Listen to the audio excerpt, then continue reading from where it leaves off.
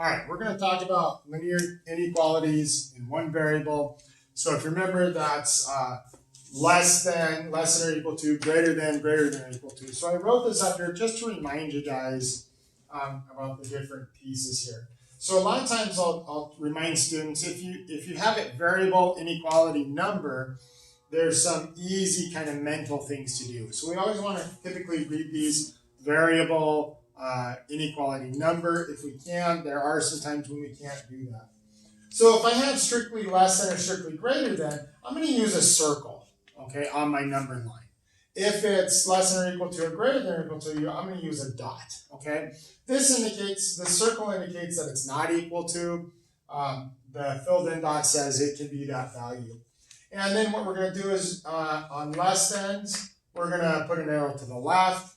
On greater thans, we're going to put an arrow to the right. Now this only works if you have variable inequality number, okay? So this idea of arrow to the left, arrow to the right only works if you have variable inequality number. So we're going to practice graphing a couple of these. So it says graph x where x is less than 3. So I'm going to go over to 3. I'm going to put my circle, and then I'm going to put an arrow to the left because it's less than. Okay? Now the next one I have x when x is greater than or equal to -1. So at -1, I'm going to put a filled in dot. It says greater than, so I'm going to go to the right. Okay, so that's just kind of a refresher on graphing those. Now we're going to solve. And when you're solving, you're going to solve these just like a traditional equation. The only thing you have to make sure you do is make sure that if you multiply or divide by a negative number, that you switch the direction of the inequality. Okay? This one, I'm not going to have that problem. At the end, you might have to like reposition the x. Remember, we're allowed to do that, okay, as long as you keep the inequality consistent. So I'm going to add 7 here. So I end up with 4x is greater than or equal to 12. I'm going to divide by 4, so x is greater than or equal to 3. So I'm going to come to my number line. It's greater than or equal to, so I'm going to put a solid dot here. It's greater than, so I'm going to go arrow to the right. All right. So now my next one, I have -3x is less than 21, so I'm going to divide by -3. Remember, I divided by a negative number, so my inequality has to change directions. 27 divided by -3 is -7. So now I'm greater than -7. So I'm going to go to -7. I'm going to put a circle because I'm greater than, I'm not equal to. And I'm going to have an arrow going to the right.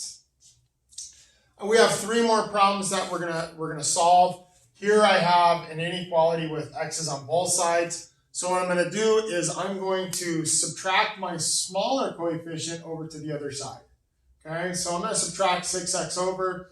That does put the x on the right side. I'm going to solve it and then kind of change it to be the x on the left side. So I'm going to go ahead and subtract 2. That gives me -14 is greater than 2x. I'm going to divide by 2, -7 is greater than x. Now all I'm going to do is just flip this around. X is less than -7. So I'm just going to take the whole thing and change directions. So now that I have that, I can use my kind of references here. 0, 1, -2, -4, -6, -8. Here's -7. I'm less than, so I'm going to go to the left. Okay. This one, I have some distribution, so I'm going to work that out. I'm going to distribute this.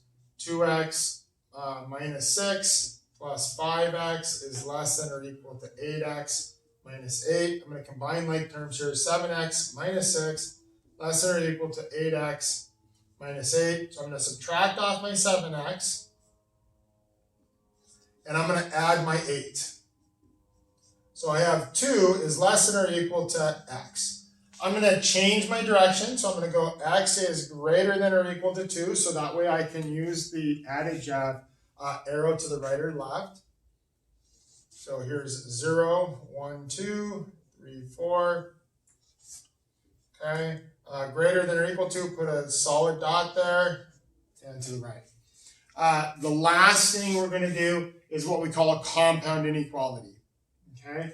So what I'm going to do is I'm actually going to split this compound inequality up into two separate inequalities. Okay? Compound just means more than one, basically smashed together. Okay, so I'm going to go -3 is less than 2x plus 1. 2x plus 1 is less than or equal to 3. And now I'm going to solve these individually. So I'm going to subtract 1. -4 is less than 2x. Divide by 2. -2 is less than x. Okay?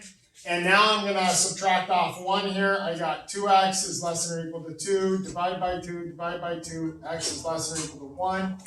And now what I'm going to do is put those back together. So -2 is less than x is less than or equal to 1. I'm going to now put in my inequalities here.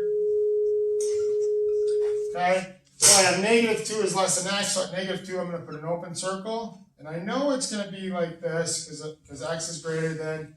At 1 I'm going to put a filled in dot. And so I'm going to link those together. Okay. So that's kind of dealing with inequalities in one variable.